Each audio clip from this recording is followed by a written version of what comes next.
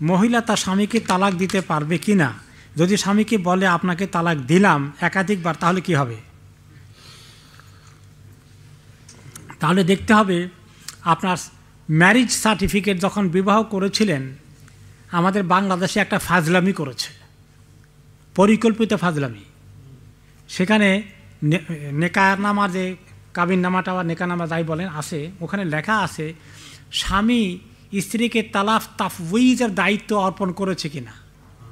মানে দরকার হলে তুমি তালাক ব্যবহার করতে পারবা, তোমাকে অথরিটি দিলাম, এই কথাটাই হলো তালাক তাফউইজের অর্থ। এইটা যদি টিক দিয়ে দেন তাহলে আপনি ঠেকে গেছেন, মহিলা তালাক দিলে তালাক হয়ে যাবে। আর এটা আমাদের দেশের যারা কাজী সাহেবরা আছে অনেকে এটা করিয়ে নেয়। আমি নেকাতে ভাবেছিলাম, আমি আপত্তি করেছি। এটা কেন করতে গেছেন? এটা অরিজিনাল স্ট্যাটাস শরীয়তে না। কোনো সময় মারাত্মক কোনো কারণে কেউ শর্ত এটা আনতে পারে, বিশেষ কারণ থাকলে। মনে করেন একটা লোকের এমন হতে পারে যে তার যাবজ্জীবন সাজা হয়ে যাবে, বা নাও হতে পারে। এখন সে বিয়ে শাদী করবে, কাউকে ভালোবাসে বা যে কোনো কারণে বিয়েটা হয়ে যাচ্ছে, কিন্তু তার যাবজ্জীবন হতে পারে।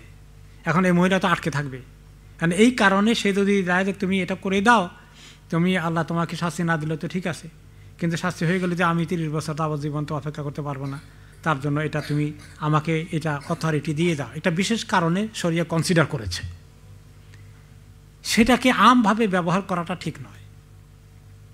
তাহলে আপনার প্রশ্নের উত্তর হচ্ছে যে মহিলা যদি, স্বামী যদি মহিলাকে এভাবে অথরাইজ না করে, নিজের পক্ষ থেকে এটা তাকে তাফউইজ না করে, তার হাতে দায়িত্ব অর্পণ না করে, তাহলে মহিলা তালাক দিলে দিনে 3 বার দিলে 5 বার দিলেও তালাক হবে না।